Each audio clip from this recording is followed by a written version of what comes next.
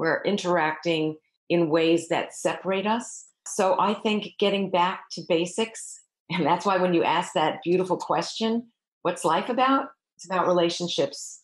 A question asked courageously, answered honestly, and lived authentically can change your whole life. For me, that question was, how can I use what I have, what I love, and what I know to bless the lives of others? The School for Good Living and this podcast are one answer to that question. Hi, I'm Brian Miller. I know that the world can work for everyone, but that it won't until it works for you. I've created this to help you make the difference you were born to make. It's a series of conversations with thought leaders who are moving humanity forward. And in each episode, I explore their lives and the work they do. I also ask them to break down how they've gotten their books written, published, and read. This podcast is all about exploring the magic and mystery, and sometimes the misery, of the creative process. So if you have a mission, a message, and the motivation to share it, this podcast is for you. Welcome to the School for Good Living. If you are in or approaching midlife, if you are looking to make the most of the years you have left on this planet, today's guest is someone you might be particularly interested to learn from. Her name is Barbara Waxman. She is the author of the Middlescence Manifesto, Igniting the Passion of Midlife. Barbara is somebody I got connected with after I interviewed Chip Conley, the founder of Modern Elder Academy. And I'm so glad I did. Barbara is the leading authority on Adolescence and a passionate advocate for aging, wisdom, and thriving in midlife and beyond. She's one of the only gerontologist coaches in the United States. She's been featured on CBS This Morning, Arianna Huffington's Thrive Global. She holds coaching certifications from the ICF and the Hudson Institute. She blogs for HuffPost 50, Next Avenue, and Vibranation. Barbara is somebody that I wanted to talk to because I really do think Barbara is a next-level thinker in that she has seen something, aka the stage of life that she's calling Middlescence, which we talk about in the course of the interview. You realize adolescence was made up. Barbara has just given a name to a stage that we go through. Then we have more ability to navigate it powerfully. This is something that many other people have seen, but she's recognized in a different way. And I think we've suffered because of it as a society, as a culture, not having a name for the experience that we all go through, what to make of it. What we've previously thought of as midlife crisis, Barbara sees instead as an incredible opportunity for growth, self-expression, contribution, the opportunity to reinvent ourselves and the roles that we have in our lives, our families, and our communities. We talk about finding joy and passion. We talk about purpose, what Barbara calls purpose with a little p, purpose with a big P, how they're different, how they're related. We talk about self-care. I love Barbara's view that self-care is a revolutionary act. She tells us what she means by that. She also leads us through something that she calls the 5 essentials. It's really a very logical way of looking at the different areas of our lives, exploring how we can live more intentionally and better. I love Barbara's view of energy, the energy that each of us have on any given day, how to manage it well. And in this conversation, Barbara dispels the myth of the midlife crisis. She also introduces the idea of taking a gap year as an adult. Couldn't you use a gap year right about now? You can learn more about Barbara and her work at barbarawaxman.com, and you can take her 25-question quiz, which she calls the 5 to Thrive quiz, at that website as well. Please enjoy this conversation with my new friend, Barbara Waxman. Barbara, welcome to the School for Good Living. Thanks for having me. It's my pleasure. I'm so glad you're here. And Barbara, I'm hoping that you will tell me, please, what is life about? Good question. And actually, here's an easy answer. And the answer came from a long, long time ago in a book that most of us are familiar with. It comes from the story of Genesis. You know the story of Genesis? Sure. Adam and Eve, we were told from the very beginning, no matter what belief system you have, it's all about relationships. So life is about relationship, being in relationship with ourselves because we're worth it, right? And being in relationship with one another. I think that's what life's about. Yeah, I love that perspective. Thank you for sharing that. I want to jump right into a discussion about Mr. Stanley Hall. And I love language. And speaking of Genesis, the beginning was the word, right? And how we create words. And with those words that we create, we understand ourselves and life and others differently. Life is forever changed. But will you talk for a moment about who Stanley Hall was and why a word in particular that he made up matters so much? Yes. Language and semantics are so important because once we can name something, we're in relationship with it. And once we're in relationship with something or someone or some concept, we can manage that if we understand it. And Stanley Hall understood this. So in the early 1900s, a little over a century ago, for various social, economic, physical, political reasons, he recognized that there was a stage of life that was created that was new. And that was what we now call adolescence. It didn't exist before. And even someone like myself, a gerontologist, I study life stages. The fact that he developed and named out of thin air, so to speak, adolescence, and that's where it came from, kind of shocked me because I was under this assumption, like so many of us are, that adolescence is a thing. Of course it is. It's a stage. And so he gave us a big gift because the minute I say the word adolescence, you get a hit, right? You understand, oh, it's a challenge. Yeah, that's a hard time. It's a hard time. And we do goofy things, but then we can do that. We're supposed to because it's normal, even though it's hard. Yeah, to me, that's so remarkable. And it's an interesting, again, coincidence or synchronicity that a guest I just interviewed, he is he's Aborigine from Australia. And he talked about this very thing in his book, a book called Sand Talk. And he talks about the creation of this concept and this word adolescence. And prior to that we didn't have this idea. And in a lot of indigenous societies, it's literally you're a child and there's a ritual or some kind of a ceremony, and then you're a man or you're a woman, and it's boom. It's literally one day. And there's, for some people, it's ritual scarification, or it's some kind of a vision quest or engagement with the plant medicine or something like that.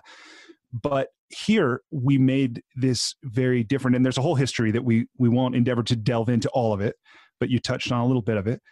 But what I love about your work is that in the same way that 100 years ago, and how much changes in 100 years, that we saw a need as a society for this new stage of life. Here we are in the present moment seeing that on a lot of levels, life isn't working very well, societally, globally, individually.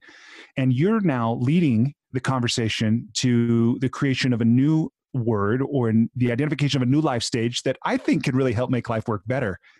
What is it and why are you doing it? Thank you so much for asking. First of all, I'm doing this work around naming life's newest stage because I know how much it'll make a difference in people's lives. And just like naming adolescence was. So what happens now is around the time adolescence was named, people lived, life expectancy was about 47 years old. Today, it's in our 80s. And if we don't smoke, if we try to manage our stress, we exercise and engage in things that will enable us to stay well longer, we can expect to live longer than that. So what's happened? Where have those 3 decades that we've added gone? Our default thinking is that there are 3 more decades at the end. I'm going to be older longer. But that's not really where they show up. They show up smack dab in the middle of life. And yet we don't know what to do with it. We don't know what to call it. So I have named this new life stage Middlescence. It's like a second adolescence, but this time with the wisdom we've gained from our lives to reassess. And it's kind of a challenging stage, but it's normal. That's my point. Yeah. So Middlescence, I'm getting the sense that, okay, it's in the middle of life. I'm struck by, and I don't think this would have occurred to me, but I love how there really are a lot of parallels to adolescence, right? That our bodies change, our roles and responsibilities are often changing at that stage in our life as well. What else is similar between Middlescence and adolescence? In adolescence, we have this identity shift. I'm not a little kid, but I'm not a grown-up. In Middlescence, we have an identity shift. I'm not young, but I'm not old. And we have to figure out what this central part can be. In adolescence, we start to change what we care about, right? I used to care about little kid things and games, and now I have a different consciousness, and I want to be more of a teenager and what teenagers do, et cetera. In Middlescence, we look at the earlier parts of our lives when, as David Brooks has said, we're working on our resume virtues. I may not love this part so much, but I got to build up my skills in this or that. I don't care what it takes. I don't care if I lose sleep. Here's what I need to do. In Middlescence, that identity shifts and we start to say, okay, what are my eulogy virtues? We start to not count time from birth forever, but start saying, with the time left, I want to have meaning and purpose in my life, even if I may make a little less money. So there's this shift in that way. So those are a couple of examples. Yeah, no, thanks for sharing that. And again, I think one of the things that I find fascinating. Okay, I'm going to stay with this topic of, because you talk about David Brooks and this, I love this resume virtues or values and in eulogy values. And I'm reminded of, I'm a part of a group of entrepreneurs, and every year we take like a retreat somewhere and we look at both our personal and professional lives. And one year we agreed that one of the activities we would do is we would all write our obituary. We'd write our own obituary and then we would share it. And we'd have the experience of having been thoughtful and deliberate. And then we'd have the experience of whatever reflection the group would give back. And I didn't do it. Like I still, to this day, when I look at it, I don't know why I didn't, but I know that looking toward the end of our life can be daunting. And especially as we hit this stage of life of Adolescence, where we probably got just about as much time left, or maybe a little less in our lives than we've just lived, that there can be this, fear or concern, or this sense of confusion or doubt. And we see this too, right? With suicide rates and depression and anxiety that's going on in our society. Let me just ask you, I'm going in two directions because one, I personally would love to pick your brain on what's that about and what have you seen in your coaching with gerontology on people looking into that darkness.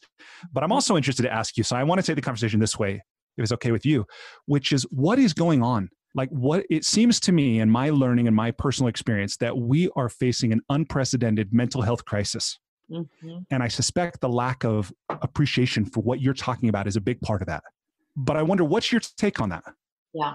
Okay. I'm going to answer that question. But first, I've got to say something about this obituary exercise that you did. Okay.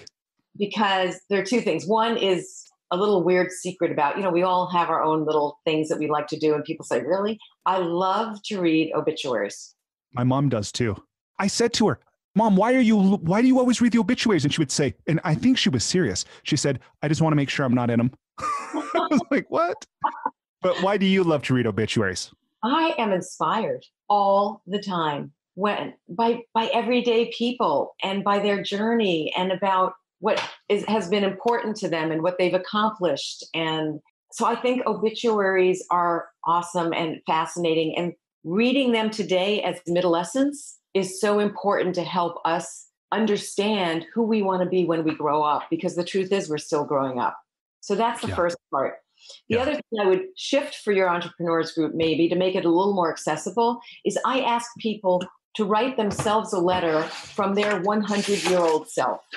I like that. What do you want yourself to know today? And what happens is we have our inner wizards, our inner wise ones right here in our intuition, in our gut. And it enables us to kind of access that. I went through this exercise when I was in my coaching training program. And I have to admit, I've been in California for over 35 years, but originally I'm a New Yorker. And so before I even got into coaching, and I didn't go back for my certification and become a coach until I was in my 40s, I thought coaching sounds really soft. What the heck is that? So when I went through this program, I was very skeptical about some of the exercises. And one of them was this, write yourself a letter, it was called. And so in my mind, I'm thinking, oh my gosh, this is one of those, quote, coachy exercises, blah, blah, blah. And I'm putting up all these mental barriers. And then basically they kept coming by, how are you doing? And I was really stuck. And they said, just do it. And when I finally said to myself, okay, and I took some breaths and I went into my 90 or 100-year-old self, the tears started flowing as I kind of spoke lovingly to myself. Then I was, I think, 43. Wow. And I knew everything I wanted to say. Wow. So that's beautiful. It was very powerful for me. Yeah, that does feel, I love that, even that word, way more accessible. Like I think I could pretty easily do that, but there's something about an obituary that just felt really daunting, but this feels much more empowering. So thank you for that. All right. So let me get back to your question about mental health crisis. And of course, I have a lot to say about that as well. One, we live in a country where we are so used to, and some of it is media, some of it is our healthcare system, that we go to prescription drugs as well, this will help. And it is helpful. There is an important place. I don't want to make it sound like I don't agree with Western medicine. There is a place and a time. My point is we go there way too fast when it comes to mental anguish. I lived in Italy for a year. And you know what? Their culture around all of this, people aren't on the drugs we are. It's just different. So I think one part is we need to look at the culture and the communities that we put ourselves in when we're under a tremendous amount of stress and say, what's working for me and what's not. And for some of my clients, I coach people who are running companies. I coach people who are having a hard time making ends meet. So I coach the range of people. Regardless, we all have to ask ourselves, what's the environment that's going to allow me to be my healthiest, best self? And how can I afford to get there? Because I also don't want to ignore the economic realities that a lot of us face. So I think the mental health crisis is real. I think so that's one part. And the other thing I'd say is before COVID, I speak all over the country, and I would tell groups that our number one health crisis is not cancer or stroke, it's social isolation. We can be, quote, with other people, but really very much alone because we're so much in front of our screens. We're interacting in ways that separate us. So I think getting back to basics, and that's why when you ask that beautiful question, what's life about? It's about relationships. And we lose sight of that at our own peril. No, I think you're absolutely right. And again, that's ancient wisdom that we've managed to forget in the paradox of being in some ways more connected than we've ever been, but being more isolated and lonely, than we've ever been, as far as we know. Right. Thank you for your view on that. I want to go to something you talked about in the work you do, and what Middlescence often entails is this search for purpose, this search for meaning, the search for contribution, often accompanied by a reinvention of who one knows oneself to be. And I really love the way you talk about purpose, because I know for many people it can be daunting. It can be this big thing that, why don't I have it figured out? Or how will I know when I do? And no surprise with that kind of, I would almost say, misunderstanding of what purpose is. Many people never seem to find or live it. But how do you like to think about purpose? I like to think about joy and passion. J plus P equals P, equals purpose. Because the word purpose has become so loaded that when we think about, how do you feel about your purpose? What's your purpose? People shut down. They're like blinded in the light, and they think, I'm not Mother Teresa. I can't save the world. And instead they feel less than. Yeah. So I've broken it down into big P purpose and little p purpose, and they are both exceedingly important. And little p purpose are things that bring us joy. So for me, during COVID, in fact, it's been healing I love to garden, to walk out in my garden, to tend to some things, to pull up a few carrots. And it brings me a sense of purpose and health and wellness. Is it healing the world? No. But is it life-changing for me? Yes. It sets me on course for a better day so I can be of service to people. So there's little p purpose that shows up in different ways. And when people are stuck, I don't even know what that could be for me.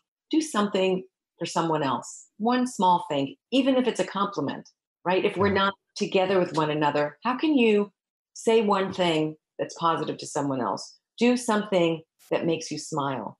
So that's little p purpose.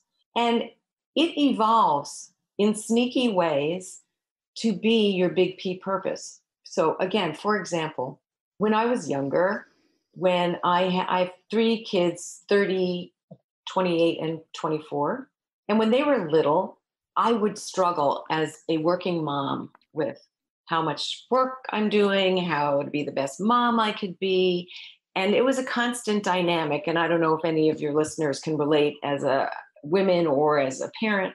And when my daughter was 8 years old, and for all the parents out there, or if you remember your 8th birthday, she wanted to leave her birthday party and go home and rest. And she was the most redhead, rambunctious person, always has been. So I had that epiphany, something is seriously wrong. And she was diagnosed with an autoimmune disease. She's now 25. She just got married in our front yard. She's fabulous. She's her whole body, even though Western medicine, sort of the view was she needed surgery. Anyway, that's another story for maybe another day. But my point, when that happened, unexpectedly, my big P purpose, I was not consumed with what's more important, work or my kids. I was not consumed with what is my purpose. I stopped work for 2 years I was working to find a cure for her. So that's what I mean. Purpose can sneak up on you when you're open to it. And when you recognize, like for a long time, I didn't realize, whoa, that was my purpose. Yeah. It didn't make sense till I started doing more of this work and reflecting on it. So you may be having big P purpose in your life that you're not even calling purpose. I think that's really common, actually. And I think that partly because my dad, he passed away now 11 years ago in 2009, but he would tell my mom very often, he would say, even though he was a very successful business person, he would say to her, I think I'm being groomed. Like, basically, I think God is preparing me for one grand act. And he said that for years and years and years. And then when the end came, we knew, it wasn't just a heart attack and he died one day. It was a pretty rapid decline, but we knew the end was coming. And at any rate, at the end of his life, he said to her, I don't think that there was one grand act after all. I think it was what I did all along the way. Wow. And so I think it's very common that people have this conception that someday, I'm going to be called to something or I'm going to make my contribution. But meanwhile, I think we're making it very often all along the way, but we don't recognize it. Absolutely. Wow. Well, thank you for your view on that. And something you said too, I think this is one of my experiences as a coach. And I wonder if you've seen something similar in your work, is that a lot of people who come to me who are looking for their purpose, they very often seem to be depleted. Like they've been doing the thing where they've been giving so much, taking care of a family or earning an income or just trying to, pay the bills. And one of the things that I've seen is that if they simply start to do things, like I love what you're saying, these little P, the things that bring you joy, the things that encourage your health and wellness, that you'll more easily notice the big P purpose when it comes along. But I love what you say in your work that self-care becomes more important as we get older. Mm-hmm. Right. And so I see this commonality of people looking for purpose who aren't taking care of themselves. And then this need for self-care at an even greater level as we get older. Why is that? Why is self-care so important as we age? When we're younger, and by younger, I actually mean younger than 35, which is super young, that's when our physical bodies are kind of peaking in terms of what's called our vital capacity, our ability to take in oxygen and really stress ourselves physically. After a certain age, physically, we can stay in great shape. There are people running marathons in their 80s, but from a cellular, biological level perspective, we start to age. And so we give up some physical. Now, there's a lot of study around antioxidants and helping our cells stay healthier and more vital longer, but it's still a truth. There's a yin and a yang, right? There's a balance to everything. And what we have to recognize is, yes, we give some of that up. And what we gain is wisdom, and hopefully enough wisdom to recognize, oh, so I'm 57. At 57, I need to cultivate my energy more carefully than ever because it's still there. I just need to cultivate it in ways that work for me. So for me, I've got meditation practice. I exercise to the point that I push myself, but I'm not so depleted that I'm falling apart. My husband, he exercises until, he just works out like crazy and I could never keep up with him, but it brings him joy and more energy.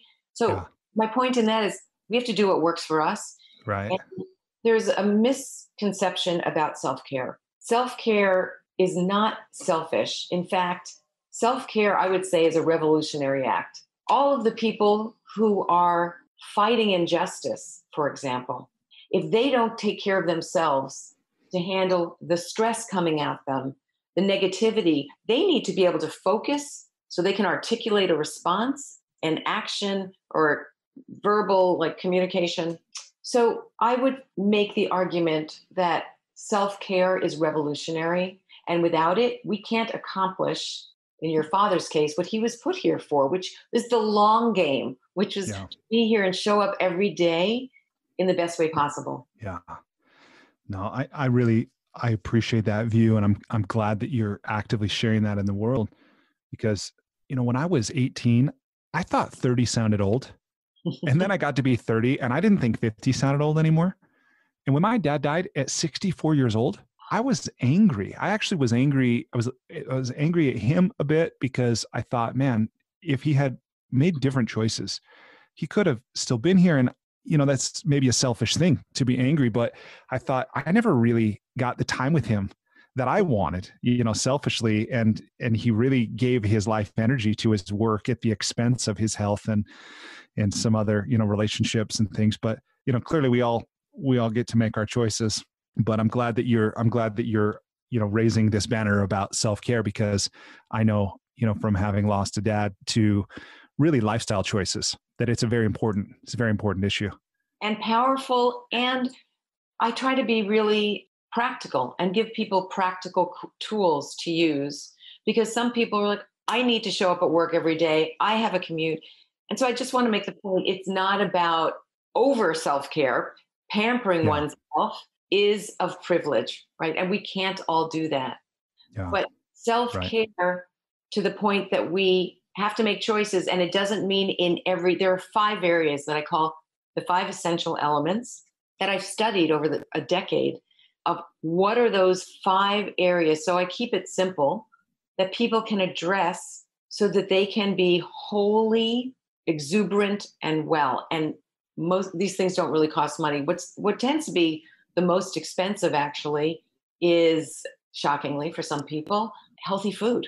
It's much cheaper to buy junk food. And a lot of people don't even live near places they can access healthy food. So that's a challenge for people. But the 5 essential elements kind of helps people simply unlock the key to simple steps to help them. So let's talk about those for a moment, because I'm really struck by how life is simple, but we make it complicated, right? And I just came across this quote by Oprah Winfrey about the big secret in life is there is no big secret, right? That things really are pretty basic. And as I read your 5 essentials, I saw that like none of these was like, it's not a new scientific formula, right? But they all, I think, are foundational in living a great life. Will you just talk about what they are and why you settled on these 5? Yes. I often say, like you're saying, brilliant. It's not rocket science. And yet a lot of the people I work with, they have PhDs and they say, oh, I know this, but it's so hard to do. Yeah. Yeah. The knowing doing gap, that gap. That's true. Knowing it isn't enough. The first and most foundational area is health and nutrition. So we are what we eat. And that's why I brought up, for some people, it's a real challenge to have healthful foods. But being conscious of it is extremely important. The other thing is we should all know our baseline health status. A lot of people have underlying conditions they're not even aware of. So keeping their blood pressure in check, being at a healthy weight. And much of this are things that people know. So I don't say, are you within this weight zone? I say to people, are you at a healthy weight? So they make that choice for themselves, because another part of health and nutrition, and I don't know if you noticed this, brilliant, is the question, do you have a healthy body image? Because so many of us, more so women than men, but men as well, as Middlescence, our bodies morph, I call it. They betray us. They betray us. They change in ways that, like in adolescence, they get more awesome. And now it's kind of like, okay, you got to work a lot harder for that. But mindset is everything. And so our mindset about our physical body and how we show up is something that we need to attend to. Okay. Yeah. So the first area is health and nutrition. And I have 5 questions that I ask on the 5 to Thrive quiz.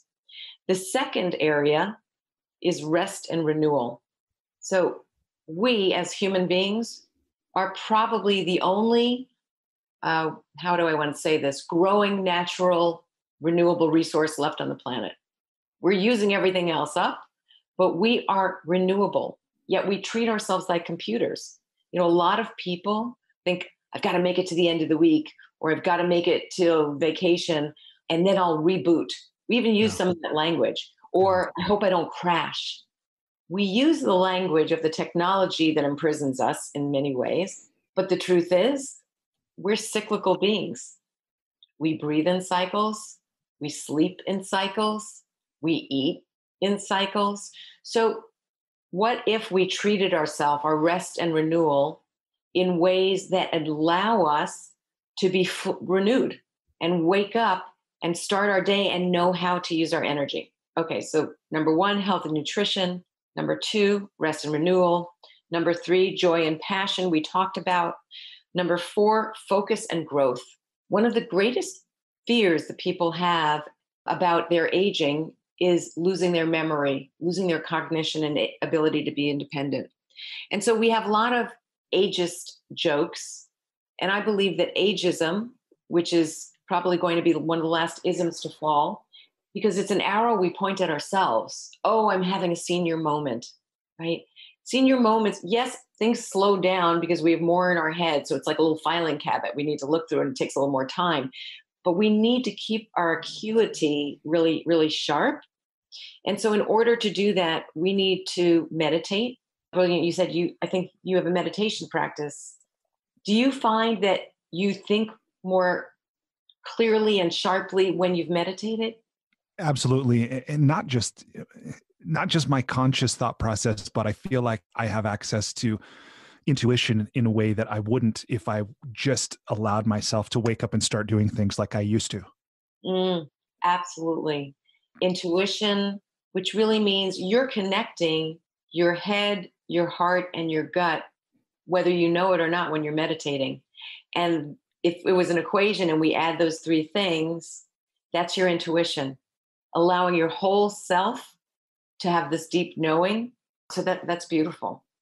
So focus and growth is the 4th area. And the last area, and I believe that the 5 to Thrive quiz is the only one that has time as its own module, because so much of what we are challenged by is what we think is our time management.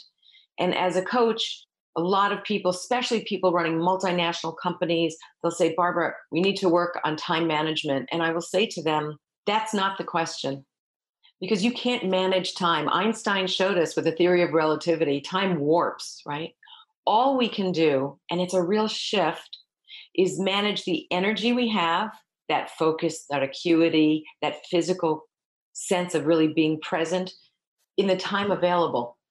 So the questions that I ask in that area, and they're just 5, is helping people understand what they want to do and when they want to do it. So one example is, if I have a crucial conversation that I'm putting off, I want to talk to you about something really challenging, and I know it's going to be dicey. I'm liable to get other things, get the low-hanging fruit, get these things off my list. And yet, I don't know about you, for most people like me, our energy is best in the earlier part of the day. But what happens is I'm going to get around to that conversation with you probably around 3 o'clock, when my energy is lowest, as is yours. Yep. When I've used up, what I say to people is, your energy, focus, all of that is not an ocean, it's a reservoir. Mm-hmm. Don't treat it like an ocean. It gets sucked dry by the end of the day. So when it's full, do the most challenging thing first thing in your day. And I can tell you, working with people in all kinds of industries, made a huge, people have said to me, oh my gosh, we've hired as a company so many time management experts to come in and do trainings. And this idea and this work around using our energy in the best possible ways is really the ticket. So those are the 5 areas. I love that. Well, thank you for sharing that. And I know you mentioned this, but haven't talked much about it, is what you referred to, the 5 to Thrive quiz, this series of 25 questions. Somebody can go to your website, barbarawaxman.com, and take that and see for themselves just how well they're thriving or not. Yes. Is that right? How long does it take somebody to take that? And if they do, beyond the awareness they might cultivate, then what? Do they have a call with you or someone on your team? What happens?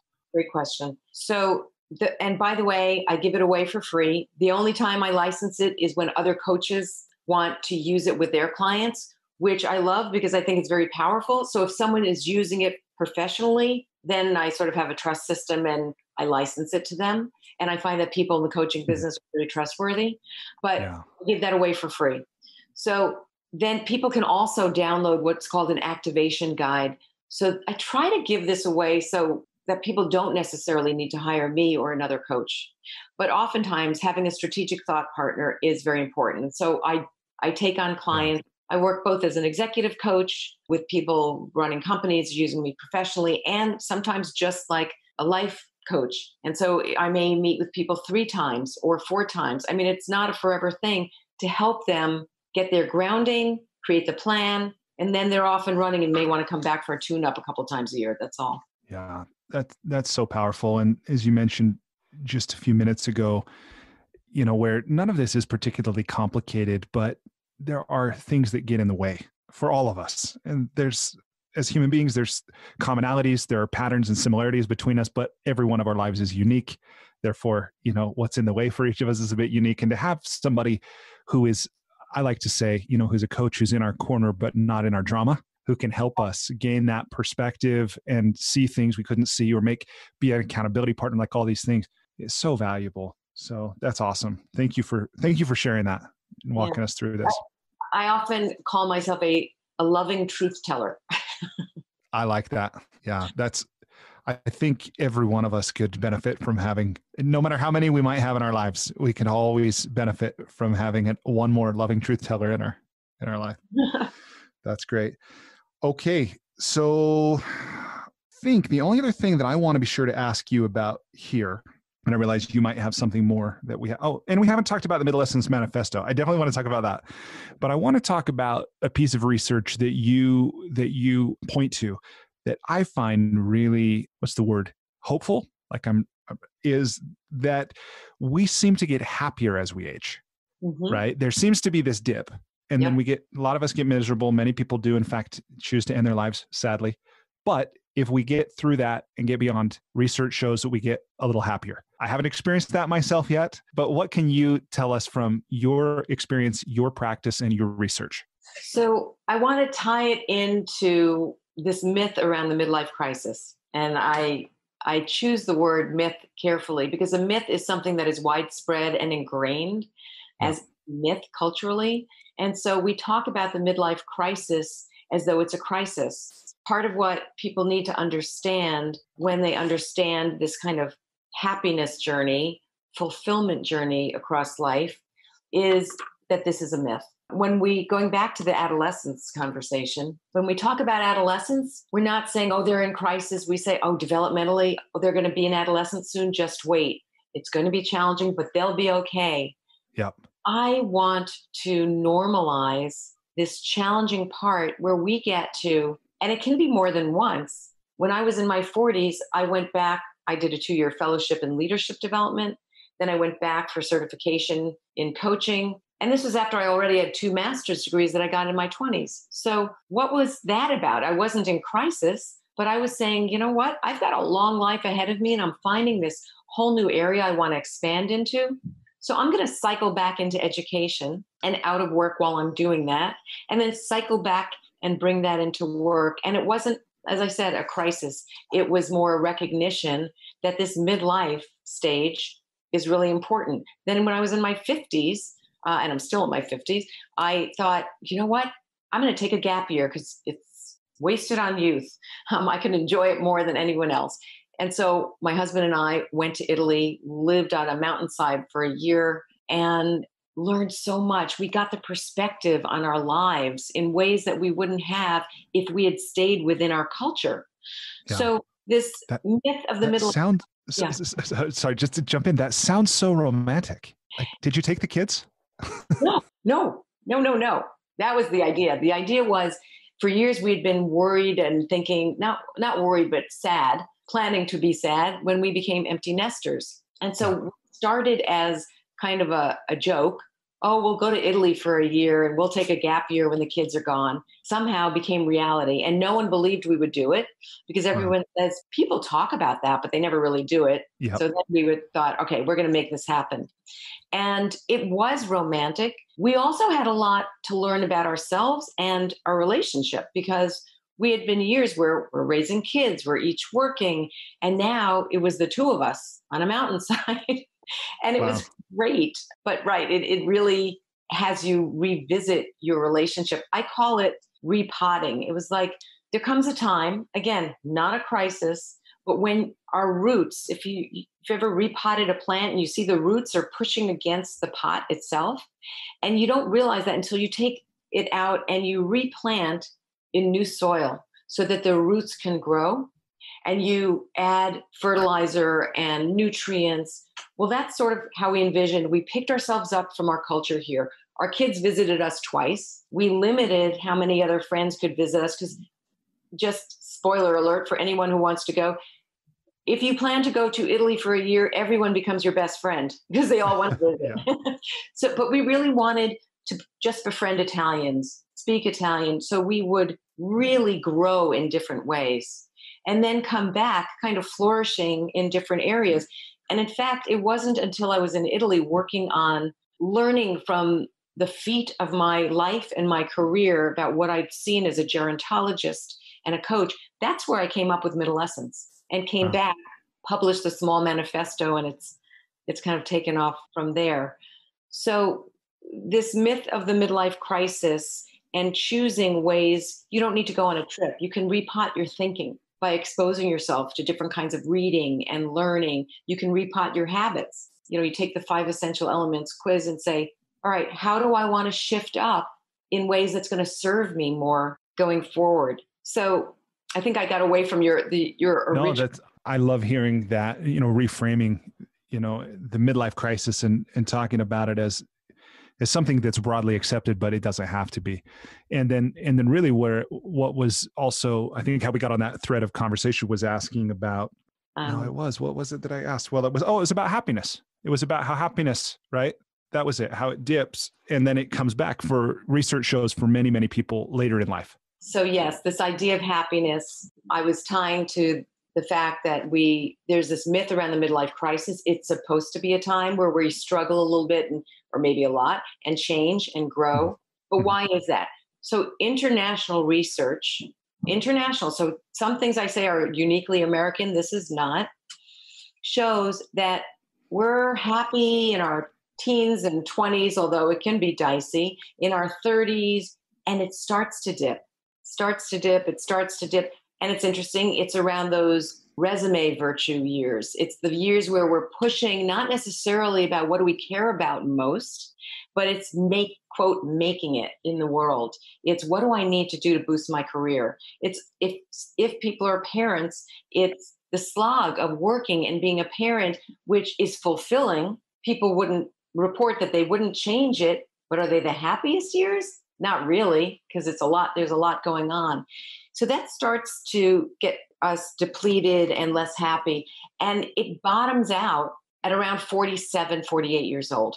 And something very interesting happens there. Laura Carstensen, who's at Stanford University, she's a psychologist.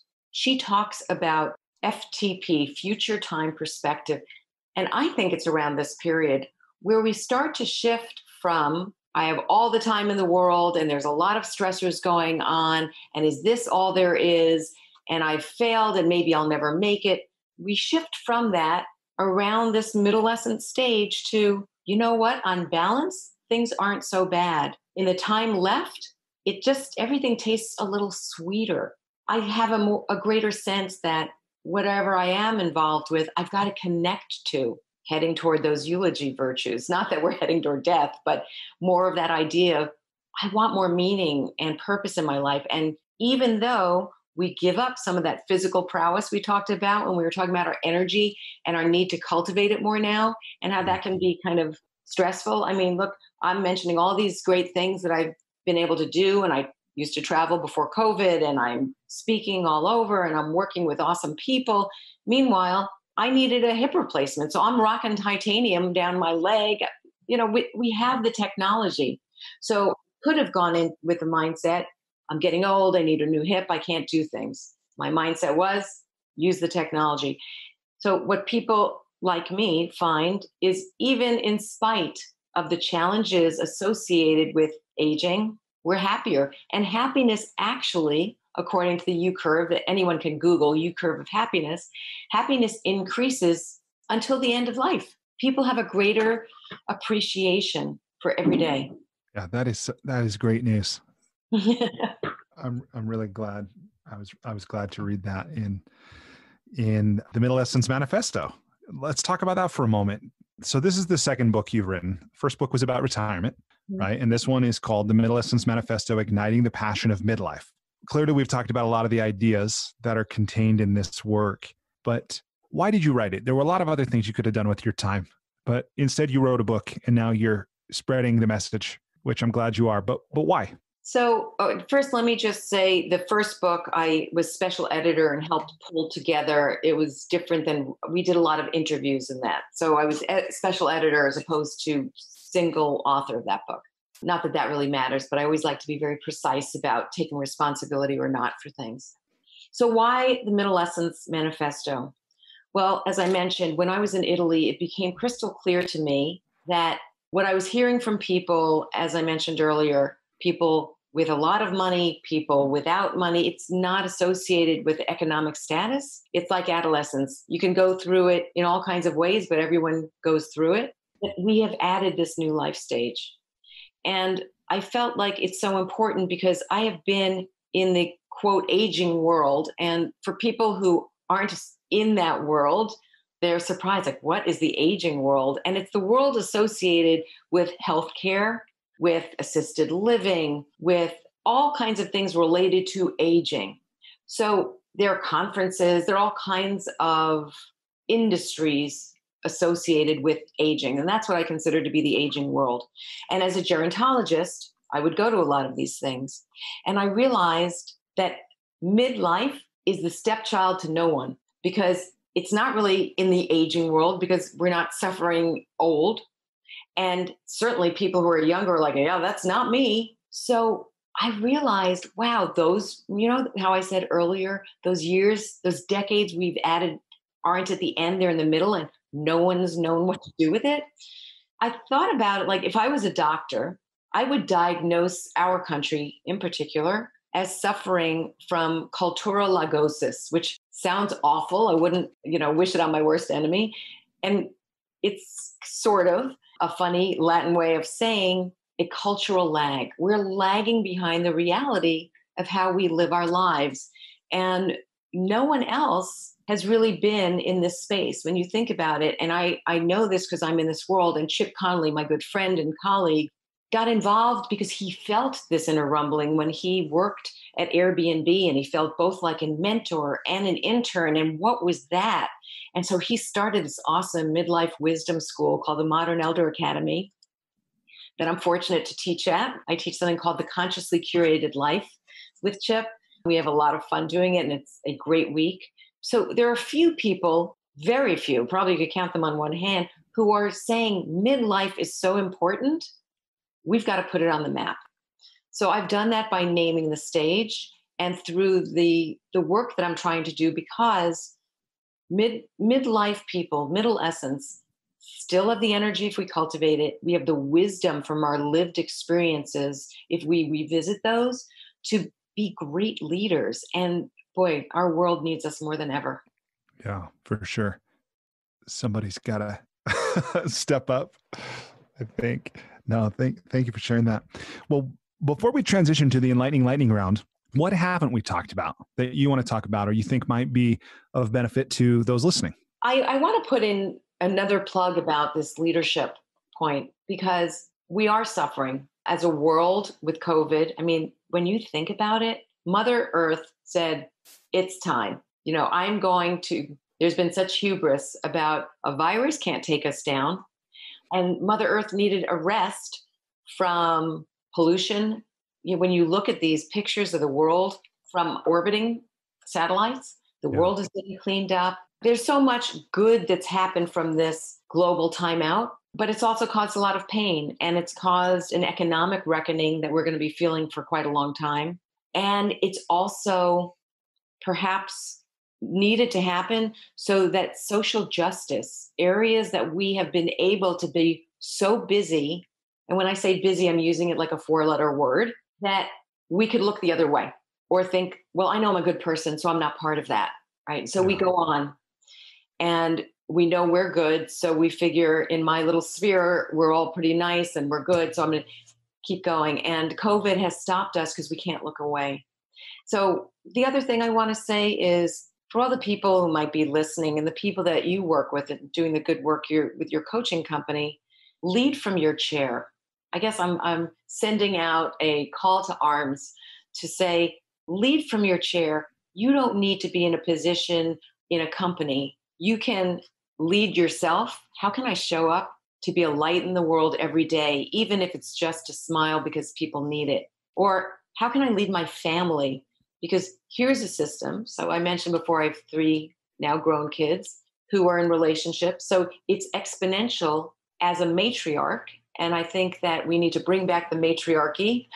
I have a lot of influence in the world just by leading my family. So someone who might see themselves in their family, you're a leader in your community, your company. So I guess for right now, what's on my mind, if you were to say, Barb, what's on your mind that's important for people to know?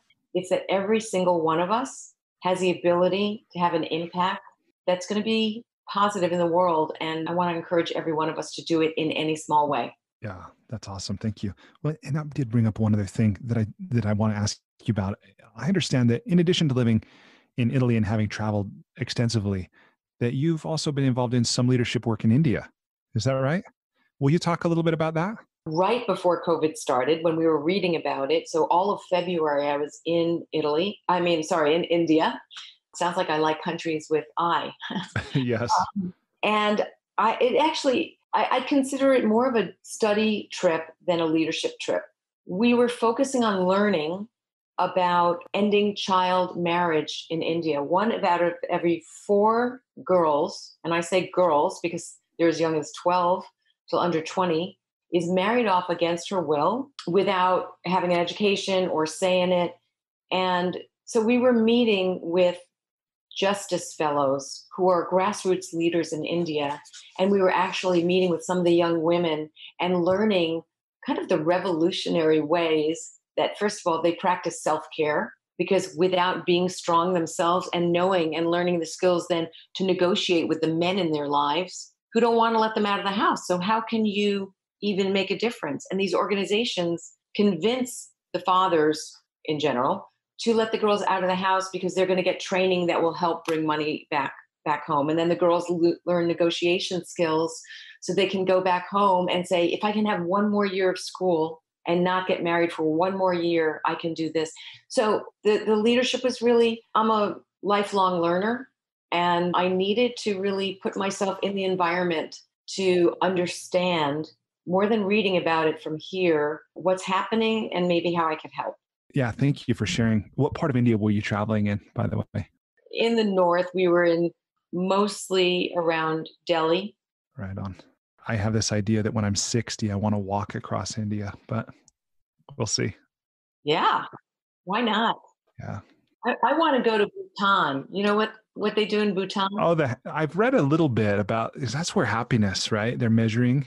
They measure, and I have to learn more about it, but they measure their GDP in terms of happiness. So I thought, okay, that's where I want to go when I'm 60, which is coming up. So I better figure it out.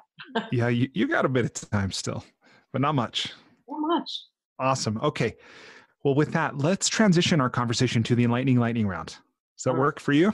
Absolutely. How are you doing, by the way? You good? I'm good. Good. Okay. All right. So with this series of questions, again, it's each question is relatively brief. My intention is to ask them, and for the most part, just stand aside. I might pull on a couple threads here and there, but by and large, I'll keep us moving through it pretty efficiently. Okay. Question number 1. Please complete the following sentence with something other than a box of chocolates. Life is like a carousel. Okay. Thank you.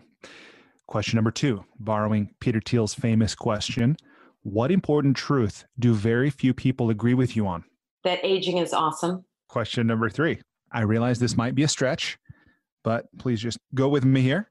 If you were required every day for the rest of your life to wear a t-shirt with a slogan on it or a phrase or a saying or a quote or a quip, what would the shirt say? You are loved. My daughter just gave that to me for Mother's Day because I always say it to my kids. So that was easy. I'm picturing the shirt. It says, you are loved. And she gave you the shirt.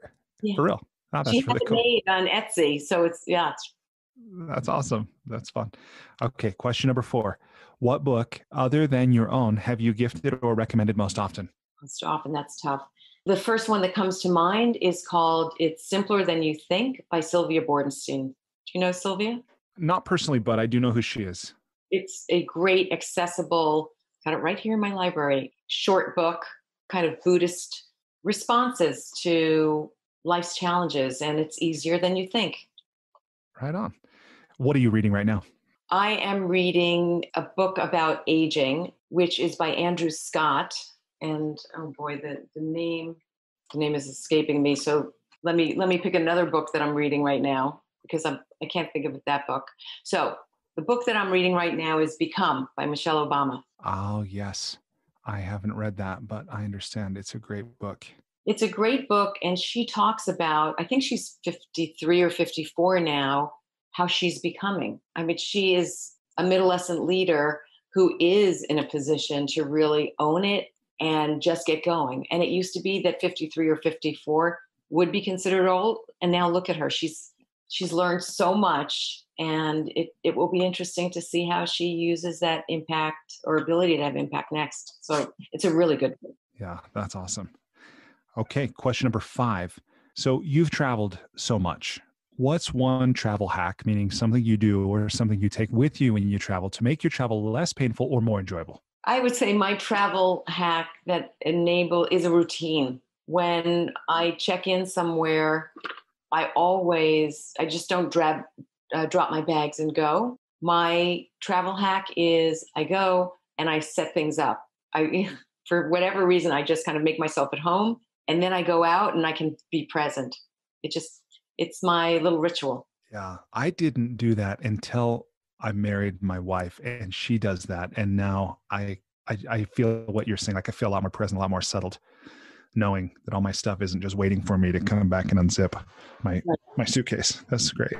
Mm-hmm. Anything you do in the way of planning, like any special requests when it comes to where you sit on an airplane or how you book a hotel or ground transportation, anything like that? I am fortunate in that my husband is our travel planner. And since we've been together for I met him when I was 18, and he loves to plan. So I guess my best hack is find someone who's awesome, who knows what you like and does it and sets it all up for you. I'm so lucky. That's wonderful. That's amazing. And I would imagine between how long you've been together and the fact that he still does that for him, that's an act of love, I would think. Oh, yeah. That's great. That's wonderful. Okay. Question number 6. What's one thing you've started or stopped doing in order to live or age well? I've started committing to meditation more. Here I am, this coach, and you'd think that I do all the things that I, quote, should do. And like I often say to people, stop shoulding all over yourself, and for a long time, I should meditate, but I couldn't find time. And now I think that's one of the things from COVID. It's really become a pattern that I'm committing to. And I feel like it's going to be helping me aging even better because I used to do it more consistently. And the consistency is just clearing my mind, like you were talking about earlier, in really incredible and powerful ways. So I think that's been great. That's great. Any specific technique or teacher that you're following right now? I like Headspace because I love his voice. And I like to sit somewhere with feeling light on my face, feeling kind of like if you've ever done yoga and there are sun salutations. I really like to do that, feeling some sun. Yeah. Similarly with yoga, for some reason, I love to do it in the morning as with the morning sun. And for me, it helps me drop into that connection with life and essence of myself more. It's probably just something I'm telling myself, but it's working. So I'm sticking with it. Oh, that's great. I would imagine, and I haven't been there yet to the Modern Elder Academy in Baja, but I would think, especially during that week that you lead with Chip, that you've got some pretty cool morning rituals you guys do. You should make a trip there. It's just beautiful. Yeah, I plan to, and I know the new calendar was just announced, and I'm looking forward to 2021. Good. Okay, question number 7. What's one thing you wish every American knew? I wish every American knew that each one of us can make a difference, that we can each lead from our chair. And if we show up as the best we are, I wish everyone really knew that, because so many people feel so powerless. Or, I'm not, if I hear one more time, I'm not one of those people who is such, that's sad to me because, Yeah, and it's pretty, I'm not often, I don't think, I'm not often confrontational, but that is such a way of avoiding responsibility, you know? for some people, yes. And for other people, it's their mindset. Maybe they grew up and they were always told, you're not important. You can never do anything like this. And then they Yeah, start believing it.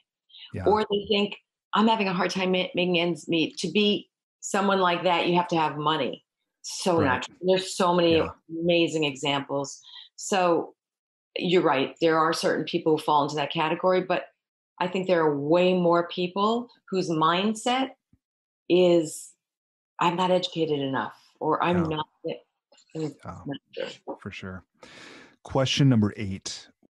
What's the most important or useful thing you've ever learned about making relationships work? Should I just do stream of consciousness? Here's the first thing that came to my mind. Don't be so bossy. Yeah. I maybe it's the New Yorker in me that I used to be, and maybe it's because I'm a woman who feels strongly about things and would speak up in appropriate ways. But this, sexism is a thing out there.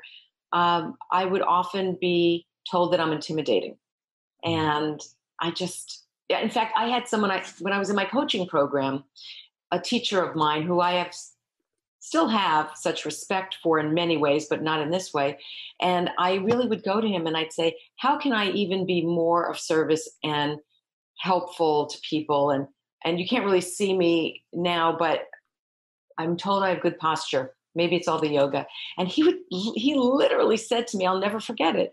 He said, maybe if you don't stand up so straight, you can be, like, he was telling me to not show up, first of all, as who I am, and not so powerful. So, Wow. the first thing that came to my mind is don't be so bossy, but really, again, that yin and yang. I mean, also owning your power is important, Yeah. but making sure I show up in ways that I modulate enough so that I can be of service. What I'm hearing in that is there's a high degree of self-awareness there, right? Both for you and what's going on with you, but also how it's being received by another person. Mm-hmm, mm-hmm. So that makes sense. Okay, thank you for that. And question number 9. When it comes to money, what's the most important or useful thing you've ever learned? Or what's something you're always sure to do with it or you never do with it? One of the most important things I've learned is that money is a kind of currency, but not the only important currency. Mhm. And yes, I am not saying that money isn't important, but the research shows that over about $75,000 is the number they pegged. But really, what I want to say is if you can pay your mortgage and you can put food, not fancy food, but food on the table, if you remember Maslow's hierarchy of needs, that security and safety is the most important. If you can meet those needs, then the incremental happiness you get from the extra money really isn't that important. And people get so tied up about that. So it is Yeah. an important currency to meet your needs. But after that, it's really important to know there are other kinds of currencies that people can invest in for themselves and look for in others that may be even more powerful. Yeah. That's huge. What have you found are important for you? Some of these alternative currencies. Integrity combined with trust, trusting that someone has the integrity, that I trust them with my feelings. I Yeah. trust them with for good advice, being that loving truth teller, Yeah. someone I can hear because they say it in loving enough of a way that I don't get shut down. So the currencies I look for, friendship is a currency. And I guess I look at energy and currency in two ways. One, I mentioned before, it's that idea of the reservoir. We have this personal, we take care of ourselves as a revolutionary act because self-care isn't selfish. And that's this idea that our energy is a reservoir we need to renew and keep filling. And that's for ourselves. Then we have social, relational energy, and that's what we use in the world. If I want to be influential, I'm using up energy. I'm going to use my currency, my financial currency, my social currency, my experiential currency in certain ways. So that exchange is really important. And a lot of it has to do with relationships. So I think that, I guess, remember the first question you asked me, well, what's most important? Yep. It's interesting as we're having the conversation that I'm going back to, there's this through line about relationships with yourself and others that is foundational. Yeah, no, that makes a lot of sense. And you're consistent. You're congruent. So that's great. And speaking of money, one thing I have done as an expression of gratitude to you for making time to talk with me, share your wisdom and experience with everybody listening, is that I've gone on kiva.org, an organization located not too far from you, but does work all around the world, to make a $100 microloan to an entrepreneur named Chuan in Vietnam. And she will use this money to buy school supplies and pay for the school fees for her children. She's 34 years old. She's married with 2 kids. So in some small way, I like to think that our conversation will benefit someone far from here that we'll probably never meet. So we're doing good, I think, even just, beyond having the conversation. So thank you for giving me a reason to make that loan. Well, thank you. And that's exactly the kind of currency I'm talking about, right? It's not just financial. What you're doing is financial, thank you. And it's bigger than that, right? It's got so much in it. So I really appreciate that. Yeah, it's my pleasure. And I'll ask this here as well, so we don't leave it to the very end. But if people want to learn more from you, or they want to connect from you, of course, they can go on Amazon.com or to their local bookseller and buy.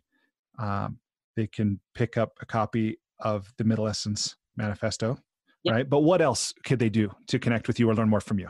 Really, I like to keep it simple. And it's just, my website is barbarawaxman.com. And people can go on. First of all, there's a lot to learn about Middlescence and all my events, and there are resources up there, and the free quiz. I have a repotting guide. So it's all up there. And then there's an opportunity. People can connect with me. I have my calendar is up there. And so people can just put that in, write me a note, and we can set up a short call. Right on. That's awesome. Okay. And barbarawaxman.com. And then you're active on all the major social media platforms as well. So some authors are hard to find. You're not hard to find. I'm glad for that. I'm teaching. One of the interesting things about this time where everything's going online is the CIIS, the Center for Integral Studies, which is an accredited school in San Francisco, had hired me to do a workshop around Middlescence and the 5 essential elements. And it's only 3 hours, but now it's all online. So anyone can take it. And that's going to be August 8th. So on my website, again, under, I think, events or resources, people can look up and access all that stuff. So I think CIIS has it as something like $30 or $50, something really accessible to people. And so they can dig into some of this. Awesome. That's great. Thank you for that. Okay. Well, in the last part of our interview here, I just have a few questions for you related to writing and the creative process. I've been saying this for about 6 months now, that I threw away my question set for this part of the interview a while ago, and I haven't recreated it deliberately. So I'm wondering where we should start. And what comes up, of course, is what we were talking about before we began recording, which is that in a way, you don't really consider yourself a writer. I might be mischaracterizing that, but let me just ask you about that. You've written a book, yet if I understand right, you don't necessarily think of yourself first as a writer. Yes. Yeah. So how and why did you write a book, if that's true for you? So before we started this call, right, when you were setting this up and said, there are these different parts of our conversation. And I said, well, let me just tell you, I don't consider myself a writer. And yeah, some people laugh when I say that, because I was special editor of one book, and I'm always like, I was special editor. It was, I didn't write the book, and then I wrote the manifesto. I consider writers really to be people who feel they're compelled to write. For me, I write because I feel so strongly about sharing the message. So I wrote the manifesto, which is only 50 pages. And in fact, people have been like, when are you coming out with a bigger book? And the reason I haven't is because it stops me from doing the coaching work that I love. And I'm out there speaking and teaching. So I guess that's why I don't consider myself first and foremost a writer. I write only to the extent that I need to get my message across. And then I'm out there trying to, here we go again, be in relationship with people, because that's more how I am. I'm more of a relationship person. And writing takes me away from that too much. So I guess I am a writer, but not in the traditional ways that people think about a writer loves writing. Yeah. Yeah. My experience is that I have a love-hate relationship with the writing. And I think a lot of writers do, that although our writing gets better as we practice it, that the act itself never seems to get easier. Mm-hmm. And especially that we all have an inner critic. We all to some degree have self-doubt. We all have other things we could be doing with our time. You know, that the act of sitting down and actually trying to compose our thoughts into intelligible, sentences and paragraphs can be pretty daunting. But as you mentioned, you did it, even 50 pages. It's significant. I, for one, appreciate when someone can take the meat or the most important parts of it and say it clearly and succinctly and not stretch it out to 300 pages or 220 pages because that's what a publisher asks them to do. But let me ask you this. How did you, as a practical matter, how did you get the manifesto done? Was this what you spent your time in Italy doing, or was it before or after that? How did you actually get that done? So it's a little unusual because, yes, I was first in Italy taking this gap year to really to repot in the way that I described before, and came up with the concept and worked on a larger, in fact, my book proposal was longer than the manifesto. And when I came back, I visited all kinds of agents in New York who were really interested in it, in the bigger book, which is kind of, and I probably will do it at some point, a combination of the importance of the stage and the manifesto-ish part with how to do it. So there was a lot of interest, but here's what's happening in the publishing world. They're saying, so now go develop your following and then come back to us and let's do this. And for a while, now I'm much more active on social media, but for a while, what that meant was I wasn't doing the work I love and I was really more focused on the social media. And that did not bring me joy. Yeah. That made me feel more isolated, more like I was selling myself when that's not what I'm about. So I thought, and yet people kept saying to me, when is the book going to be out? So I did write the manifesto, which is chock full. There's nothing extraneous in there. So every sentence really is making a point. And people have said, wow, thank you for this, to your point about not stretching it out, just so I'd have this out there so it could really help this movement towards naming this life stage, Middlescence. And I thought, okay, if I have time, when I have time, if I choose, I'll get back to the bigger book. So that's how the process went. Actually, what's unusual about it is the agents were interested in it. And I ended up saying, I'm not necessarily willing to spend my time and energy focusing on building my social media persona, because that'll take me away from serving people. So I may go back to that. It's actually pretty similar to where I am in my journey right now as well, where I have a draft of a book. And, I've had calls with people in the industry who've said, look, there's no shortage of good content in the world. And to be honest, people don't necessarily need more knowledge, although, people are looking for prescriptive advice. Tell me what to do. They're still going to be in the same basic situation, many of them, because I was surprised to learn that the average number of pages that a book buyer reads is only 18. Did you know that? Most people never even read the content in the book. They buy it for what they think it will do for them. So the advice to me was, look, it doesn't matter how good the content of the book is. If you don't have a platform, people won't find it. They won't pick it up if it doesn't have the social proof and all this. So go build your platform. And I had done social media for a few years. I had tried, but I hated it. It was like sandpaper for me. Mm-hmm. And this podcast actually emerged out of that effort because I said, look, I love people. I love books. I love ideas. I hope this will contribute to other people. And I said, well, let me just go do this. And maybe some social media opportunities will emerge from doing something that I really care about. And this is one of those for me that I do, as I've already said a couple of times, because I love it.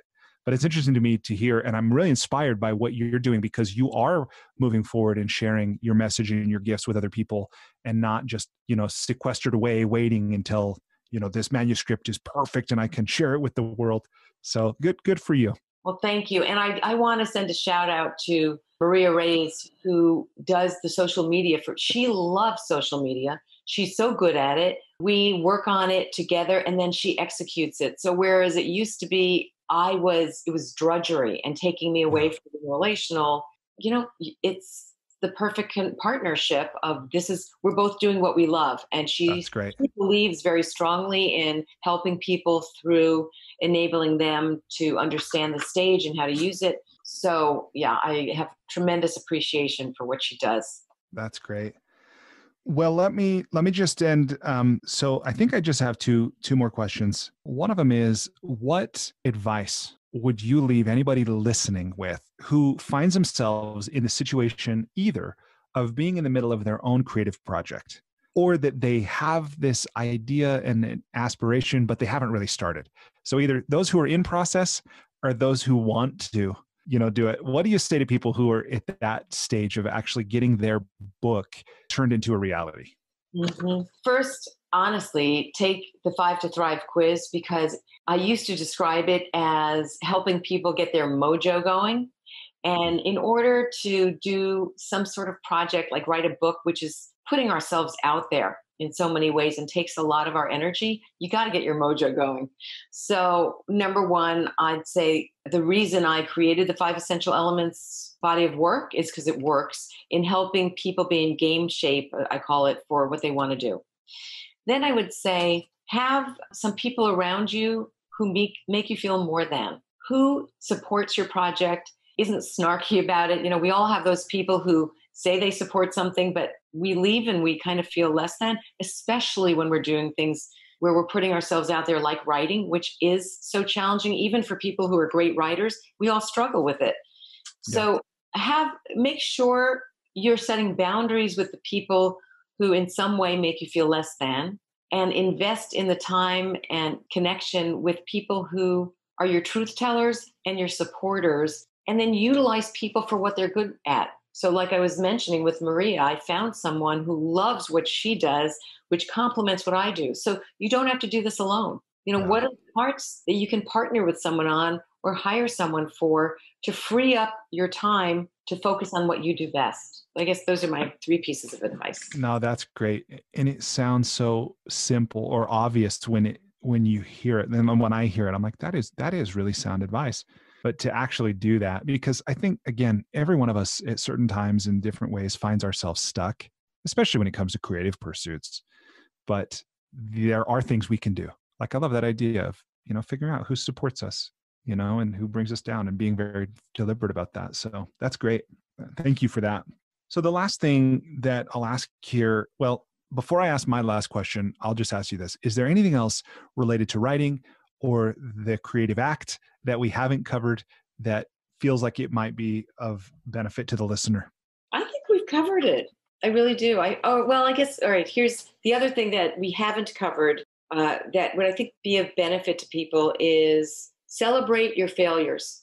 So if we did an analysis, and I've done this thousands of times with people, come up with your top 2 or 3 learning epiphanies in your life, something that has shifted the trajectory to help you be who you want to be. They typically don't come from, I won this awesome tournament, I get something that's so positive. They typically come from challenging times that when we're in those moments, we think, this is awful. I mean, it almost becomes cliche because we hear it so many times, but I hear this from so many cancer survivors that in some way it was a gift to them because it made them stop and reconsider and recalibrate the choices they're making and how they're living their lives.